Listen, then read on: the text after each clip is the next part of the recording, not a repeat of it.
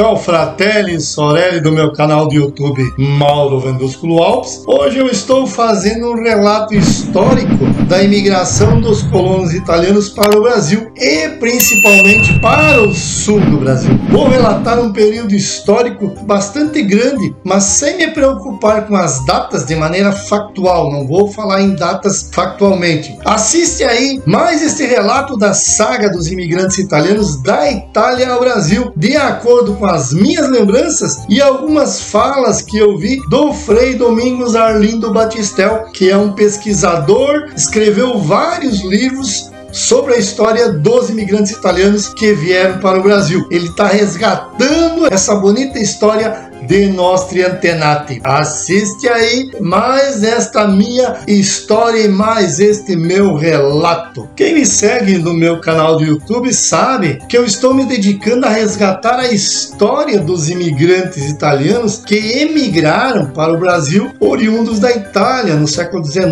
principalmente eles vieram do norte da Itália. O que me motiva a fazer estas minhas pesquisas e estes meus vídeos é a ligação que temos e que eu tenho com o meu avô Adelino Vendrúsculo e a minha avó, a nossa avó Rosa Sari Vendrúsculo, que eram filhos de imigrantes italianos que nasceram, eles dois, nasceram na 4ª colônia de Silveira Martins. Os seus pais vieram da Itália, mas eles nasceram mais precisamente na comunidade de Novo Treviso, que na época era conhecida como Geringonça, por parecer uma confusão de pessoas, de línguas e culturas diferentes, apesar de todos serem oriundos do norte da Itália, mas os dialetos eram bastante diferentes e inclusive na Itália hoje existem muitos dialetos diferentes, não se fala só o italiano, se fala dialetos italianos. Então a minha fonte de inspiração para este trabalho que eu faço se estrutura na vida desses dois personagens aos quais eu tive o prazer de conviver, tive o prazer de conhecer, de aprender muito sobre as raízes dos nossos antepassados com estes dois personagens, o meu avô e a minha avó, o meu nono e a minha nona, Adelina e Rosa Sari Vendrúsculo. Então, muitas das minhas histórias que estou contando em meus vídeos no meu canal, eu pude vivenciar, presenciar pela convivência com uma família de 14 filhos, mais o meu avô e a minha avó. Passei pela parte onde sentávamos à noite para jantar todos juntos com muita falação. Eu tenho uma tia que fala pelos cotovelos, uma quiaqueirona, a tia Lúcia Vendrúsculo Zini. Outros contavam sobre o que tinham feito na roça naquele dia, o que viram de anormal. O meu tio Ico, com aquela calma e aquela lucidez, planejava as atividades de cada um para o dia seguinte, o que cada um iria fazer no dia seguinte. Nessa época, meu avô já tinha sofrido um AVC e deixava o comando dos trabalhos com o meu tio José Maria, o Ico. Claro que tinha também o Ladi Ângelo, mas logo ele se casou e daí sobrou esse comando para o José Maria, o meu tio Ico. Depois nós nos ajoelhávamos em frente às cadeiras feitas de palha, que eram eles mesmos que faziam, era o meu tio Ico que fazia, para rezar o terço. E esta atividade, quem puxava à frente era o meu avô Adelino. Lembro que nós, que éramos crianças, não entendíamos muito bem e não valorizávamos como a gente deveria ter valorizado aqueles momentos de contrição. O meu tio mais novo, que tem 3 anos a mais do que eu, dava risadas, peidava no meio das orações e fazia caras e bocas para tirar a nossa concentração. O cara é uma figura, o cara é um palhaço, ainda hoje ele é. Depois o meu avô Adelino pegava uma vara de marmelo e riscava o lombo do Luiz Roque Vendrúsculo. Quando éramos crianças, nós fazíamos pequenos trabalhos, como ajudar a cortar o mato e fazer tabuinhas, escândalo, trabalhar carpindo com enxada e lavrar com bois. Isso eu nunca fiz, lavar com bois, porque era muito pesado o arado. Plantar o fumo e depois cortar e tirar as folhas para lavar, para secar no galpão. Isso quando nós éramos crianças com 10 a 12 anos, lá pelos nos anos de 1972. Mais tarde, eu me perdi deles, pois a minha família foi morar no Paraná, em Pato Branco, 2 vizinhos. Eu acho que ficamos morando lá por uns 4, 5 a 6 anos. Quando retornamos para o Rio Grande do Sul, para a cidade de Ijuí, que eu retomei essa convivência com os meus tios e com este ambiente colonial, com meu avô e com a minha avó.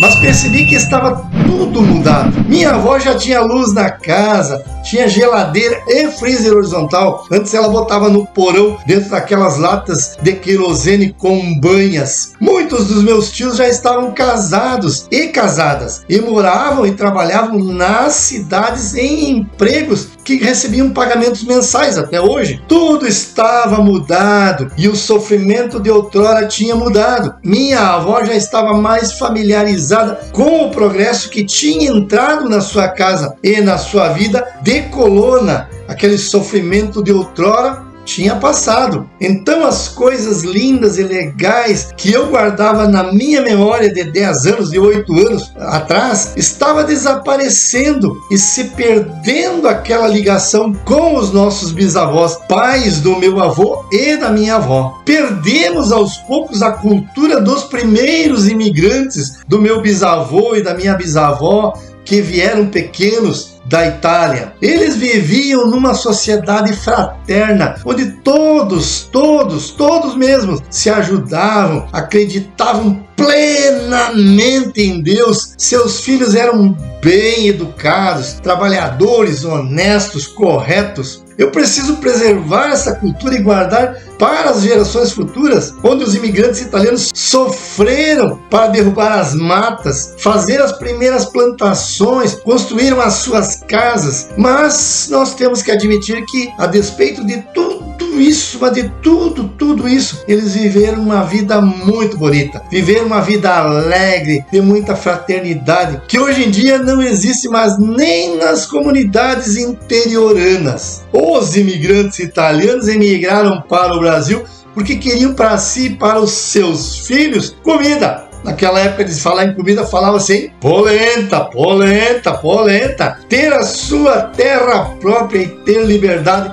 para decidir sobre o que fazer das suas vidas e da vida dos seus filhos. Sabemos que a principal e quase única alimentação dos imigrantes, tanto no norte da Itália quanto no Brasil, era a polenta e chicória, polenta e tomate, polenta e um restinho de salame. As famílias eram tão pobres que muitas vezes não tinham sal para temperar a polenta, que pegavam a pelaga, que é uma doença degenerativa que, se não era curada, levava os colonos à morte. O remédio era comer sal ou tomar vinho junto com a polenta. Mas nem isso eles podiam pela situação de pobreza que eles passavam. O povo do norte da Itália vivia uma pobreza extrema, porque as terras deles eram pobres, eram inóspitas, não produziam nada, porque eles viviam 6 meses dentro da estrebaria devido à neve. Tinha 6 meses de frio naquela época lá na Itália. Junto com as vacas eles ficavam, com os cavalos na estrebaria. Os outros 6 meses eles trabalhavam que nem malucos, tinham que se dedicar feito doidos para conseguir guardar o alimento para o próximo inverno que estava pela frente. E eles teriam que se isolar dentro de casa,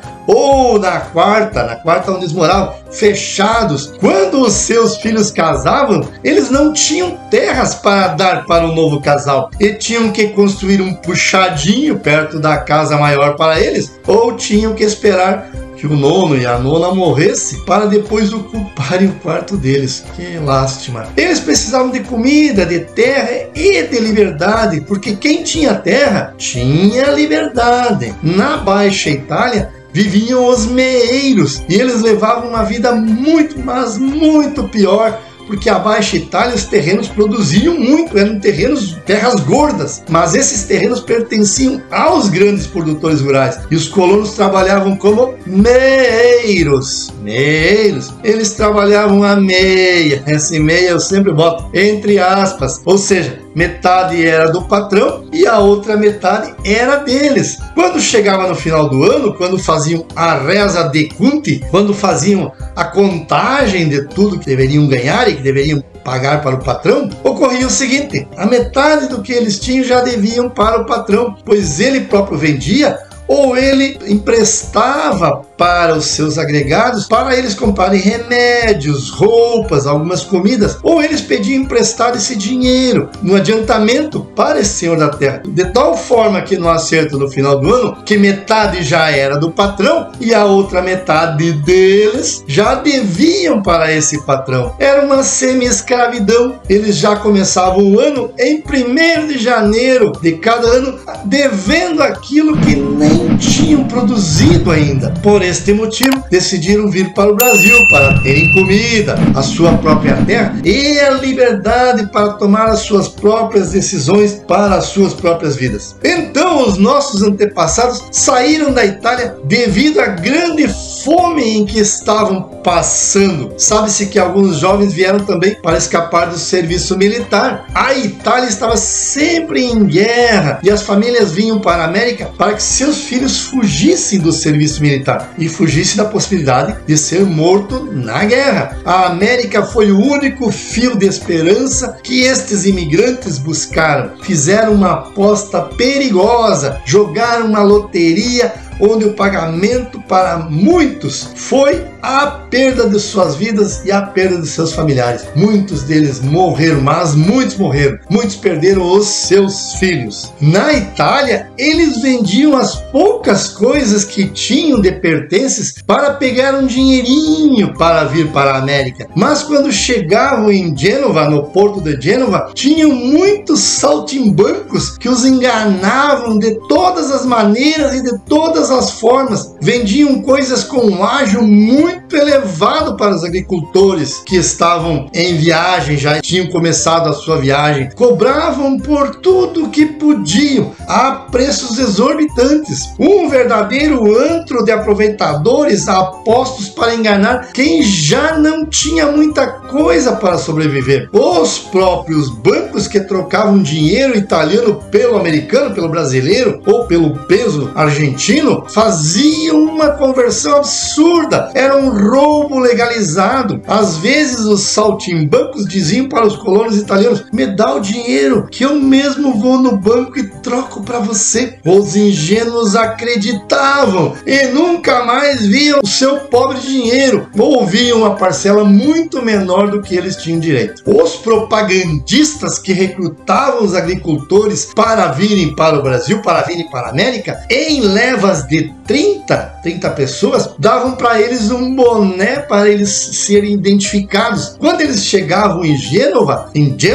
os navios não partiam nos dias marcados, porque eles queriam esperar para vir mais gente, para carregar mais gente dentro desses navios. E eles, os emigrantes ou os imigrantes para nós, se obrigavam a ficar nos hotéis que cobravam preços aviltantes, de tal forma que quando saíam de Gênova já estavam depenados, não tinham mais nenhum dinheiro. Muitas vezes eles ficavam dormindo ao relento, porque já não tinham mais dinheiro para esperar essa partida desse navio a velas, principalmente os mais pobres. Quem tinha dinheiro e podia comprar a sua passagem podia escolher o país. Eles podiam vir para a Argentina, para os Estados Unidos, pois eles podiam comprar a sua passagem e iam de navio a vapor e passavam muito bem nessa viagem. Então tivemos italianos que vieram, que puderam pagar a sua passagem, que não sofreram como estes que a gente está acostumado a relatar. No entanto, estes, os mais pobres, vinham com navios à vela, que eram pagos pelo governo brasileiro. Estes navios ganhavam por pessoas. E nos navios muitas vezes cabiam 600 pessoas, eles colocavam 900 a 1.000 pessoas. Aquilo vinha apinhado, tipo um caminhão cheio de porcos que hoje em dia a gente vê muito nas estradas. Muitos morriam de doenças pelo caminho e às vezes saíam 1.000 pessoas e chegavam no Brasil 350, 400, morria mais da metade, pois muitos morriam e eram jogados no mar. A gente sabe que eles tiveram que trazer alguns animais para poder abater na viagem para comer, e esses animais transmitiam doenças para as pessoas. Os que aqui chegavam ou iam trabalhar como semi-escravos em São Paulo e Minas Gerais, ou vinham para o sul do Brasil para ganhar o seu pedaço de terra. Os que vinham para o sul do Brasil eram encaminhados para os barracões, depois para o mato na gleba e depois salve-se quem puder. Eu não vou falar sobre os italianos que ficaram em São Paulo, Minas Gerais e Espírito Santo, porque eu não tenho ainda conteúdo para falar sobre eles, e o meu interesse maior é sobre os imigrantes que vieram para o sul do Brasil. Depois de estudar toda essa história de Nostri Antenati, onde eles arriscaram as suas vidas para conseguirem a sua terra para sobreviver, vimos que a primeira geração viveu, usufruiu desta terra e alimentou as suas famílias. O meu avô e minha avó era a primeira geração. Quando olhamos para a terceira e para a quarta gerações, na atualidade, percebemos que eles foram estudar na cidade e não valorizar esta mesma terra que tinha parreirais bonitos, feijão, milho, trigo. Agora está abandonada e só tem capoeira e mato. A pessoa tem uma terra que tinha um valor imenso e vai para a cidade para se empregar, para ser empregado e ganhar salário mensal. Concluímos que a terceira e a quarta gerações está cometendo a mesma besteira dos meeiros no sul da Itália, quando poderiam serem donos da terra, serem livres, terem a sua casa, os seus animais. Eles vão trabalhar como empregados nas cidades. Quando a nossa avó Rosa falava conosco nas horas de almoço e janta, ela dizia: vocês vivem uma fartura porque nós só comíamos polenta e radice. Lá na Itália que passavam fome. Eles pegavam um peixe, assavam e penduravam no teto com um barbante. E como comiam polenta, só polenta, só polenta, pegavam um pedaço e encostavam no peixe para dar um sabor a mais nesta polenta, que muitas vezes eles comiam sem sal. Isto eles também faziam com o salame, onde pegavam uma fina fatia e iam encostando a polenta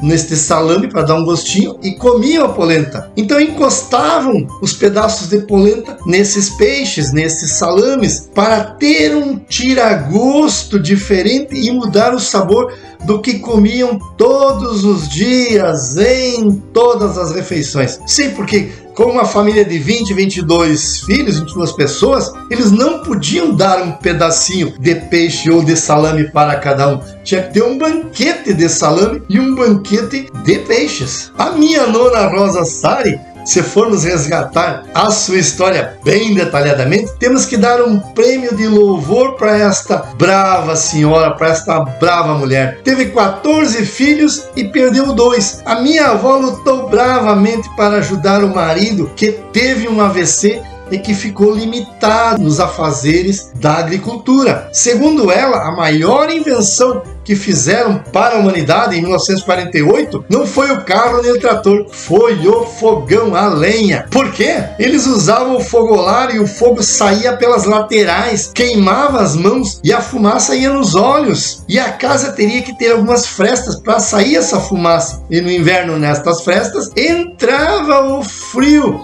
Então, ajudava e também atrapalhava. O fogão poderia fazer comida com várias panelas, não queimava as mãos. No fogolar só tinha uma corrente e só podia botar uma panela por vez. Ele não queimava as mãos, não tinha fumaça. Podiam fazer um chão de madeira que não tinha problema de queimar a cozinha. Claro, poderia queimar sim, mas não como no fogolar, que sempre caía aquelas pedaços de madeira no chão. A invenção, mesmo a mais importante, segundo ela, foi o fogão, e não os carros e os tratores. A cozinha sempre era separada da casa de dormir, para se pegasse fogo, não se perdia tudo, somente se perdia a cozinha. Com o tempo, os colonos começaram a usar os chás para se curar de doenças, usar ervas usadas desde os primórdios, no Brasil isso, camomila, losna, babosa, erva luísa, folhas de laranjeira. Aos poucos eles foram conhecendo as propriedades medicinais que foram ensinadas pelos luso-brasileiros. No início, os italianos e os luso-brasileiros se se davam muito bem, se relacionavam, mas com a guerra e esta campanha contra os italianos e contra os alemães e o próprio racismo de parte dos nativos, eles passaram a não se dar bem, não eram mais amigos. Então fazer chás, cortar árvores, fazer tabuinhas a escândalo, que eles prendiam com tarugos para não voar com o vento, para cobrir as casas, eles aprenderam com os lusos brasileiros, com os nativos do Brasil. Então a gente viu que eles se davam muito bem, eles falavam os negros ou falavam os castelhanos, como dizia a minha avó. Então eles se davam muito bem. E as circunstâncias da guerra e as circunstâncias de posses e talvez de ciúmes fez com que os italianos e os lusos brasileiros, os índios, etc., se separassem. Ok, pessoal, fiz mais um trecho desta história dos nossos antepassados que vieram da Itália para o Brasil. Muito bem, fratelli, sorelle do meu canal de YouTube Mauro Vendúsculo Alpes. Este foi mais um relato do resgate da história dos imigrantes que estou me propondo a fazer para deixar para os nossos filhos e para as novas gerações. Se inscreva no meu canal do YouTube, se inscreva, por favor, no meu canal do YouTube e me ajude neste trabalho de resgate e de valorização dos nossos avós e do seu sofrimento para iniciar a construção de nossa história de vida aqui no Brasil, especificamente no Rio Grande do Sul, no Paraná e em Santa Catarina. Até mais!